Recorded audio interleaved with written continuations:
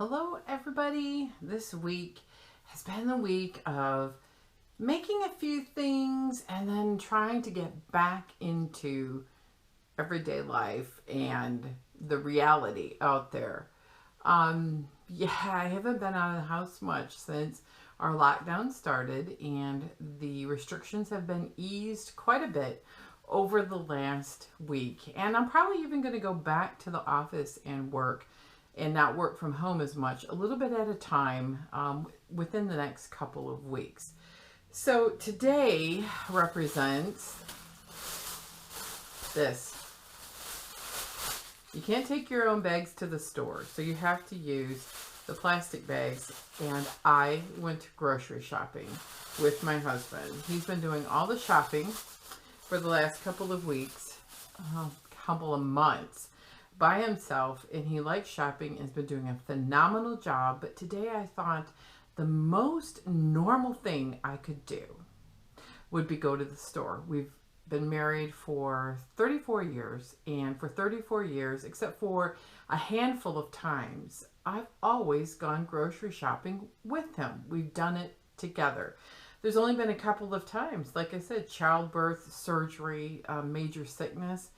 Generally, even then, it's only you miss 1 week and then you go shopping again.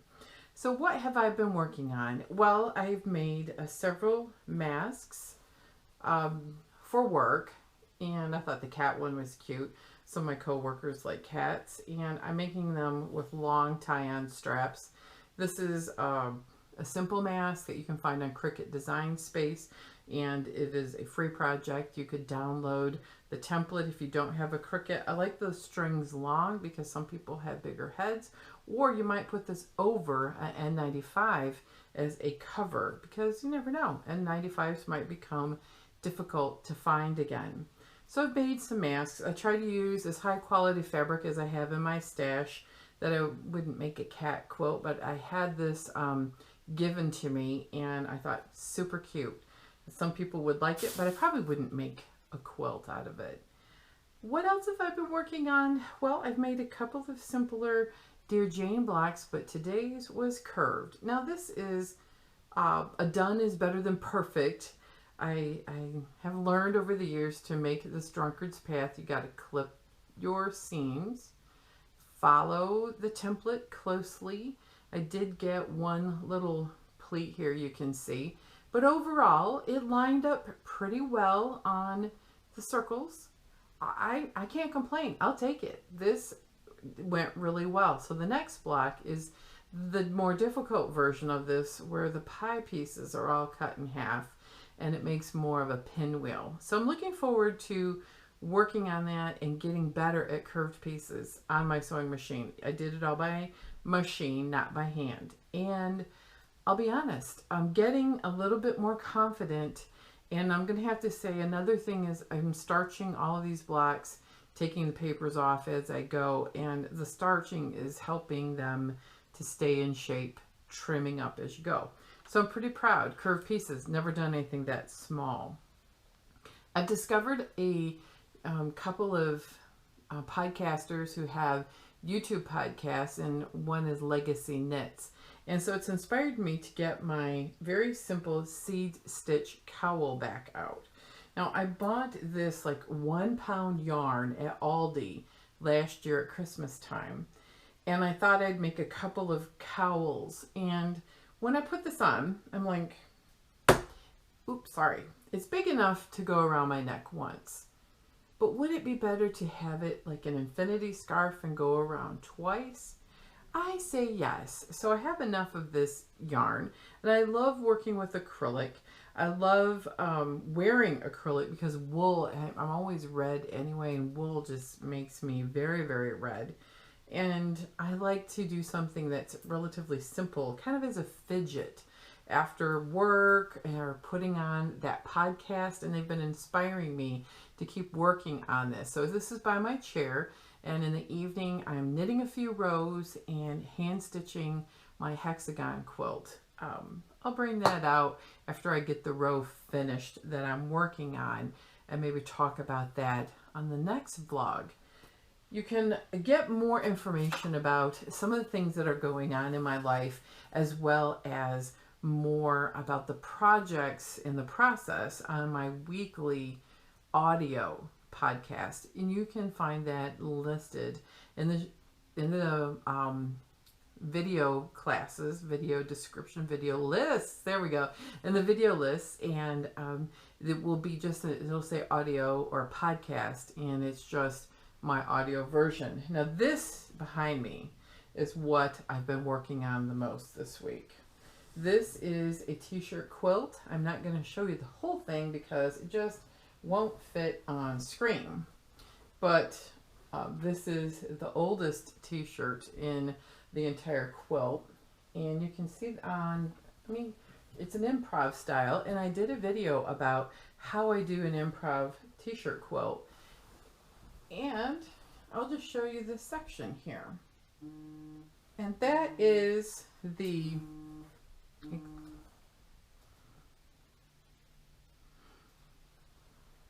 put that over there.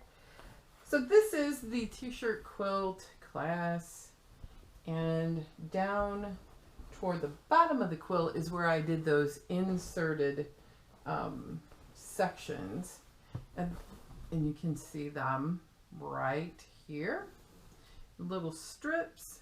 But what's super fun is all the free motion quilting that I did on it. And this part, I really love this motif, and I'm going to do this on a whole quilt.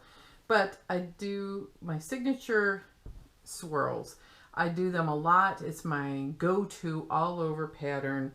I also tried to custom quilt some of the swirls in the sashing. I did a little string of pearls in the inserts. And I just really love this. Didn't turn out too heavy. And I am one of the people who stitches the binding from the front, and then I flip it over and hand stitch it on the back. And you can see I have probably half of this to stitch yet. So I like the ribbon candy in the light blue border, and I did the swirls in the gray, and then some other stitches in just enough places to make it look interesting. Oh yeah, I love these. These are little martini olives. So here's another section where you can see the pearls and the olives. So I use these motifs quite often, over and over, and they never cease to look fresh and new, and you can mix them up in lots of different ways. And this quilt isn't done, but I did take a picture of it off the frame, and you can see how I pieced it in my Instagram account. I believe it's on Instagram. I'm going to try, as I'm learning how to edit, add photos at the end of this entire quilt. And here is where I'm flipping it over and hand stitching it on the back. I like to use a wider binding, 2 3/4 inch, fold it over in half, and then I mitered the corners and hand stitch it down. I like hand stitching, and I like the look of it better. I did find a couple of problems though as I flipped it over, because t-shirt quilts are heavier. Look at that. I'm gonna have to fix this, run the threads under. I don't know what happened here. Maybe the bobbin ended, or there was a glitch, or I was driving too fast. This is my my speeding ticket. So that's what I've been working on this week, is I'm going to finish up this quilt, and I've loaded another quilt on my long arm, and I have several customer quilts to work on, and they're going to be edge to edge all over swirls for the most part.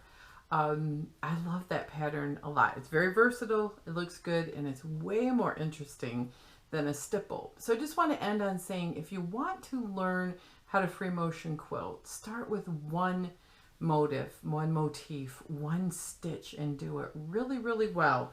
I hashtag myself a lot of times that I am the queen of swirls on Instagram, because after millions of stitches on my long arm, this is the go-to. This is my go-to stitch, and it looks good in older looking quilts, old antique quilts, modern quilts. It gives a nice texture, and especially if you're matching the thread very closely, your stitching doesn't have to have a lot of like feathers and details. If you go with a great texture, like on this particular quilt, it will be used, it can be washed, and the stitches will hold. One stitch, master it, and do it on a lot of quilts. You might be surprised that they look great with an all-over stitch. And swirls is one that I've perfected how I make mine. And a swirl is like a fingerprint almost. You can tell by looking at a quilt sometimes as to who the quilter is. I like to do a swirl where you stop in the middle and then come around and stop and then change directions. You do the swirls the way you like, and you'll find a signature style of how you make swirls too. So that's what I've been up to this week. So give me a comment on what you've been up to. And the other part is, what have you been doing to be normal or re-enter into society? Here in Michigan, we've been under a long stay home, stay safe order. So it's been a little bit of a rough transition getting back in the community. The grocery store experience today was very good. I've been to the home improvement store and a garden center. So I feel like I am acclimating myself out in the world, mask and all, and it's going very well for me, but in small steps. The other thing is, if you've made a Dear Jane quilt, or if you would like to make one, or if you're in progress, join me and giving me tips, tricks, and how to make Dear Jane quilts. The other part is sometimes you need some inspiration to keep going forward, because it's easy for 200 and some blocks for that quilt to get bogged down. I laughed because I read somebody said it's the most started quilt, but most not finished quilt. So you have a wonderful week. Be creative and quilt on, everyone.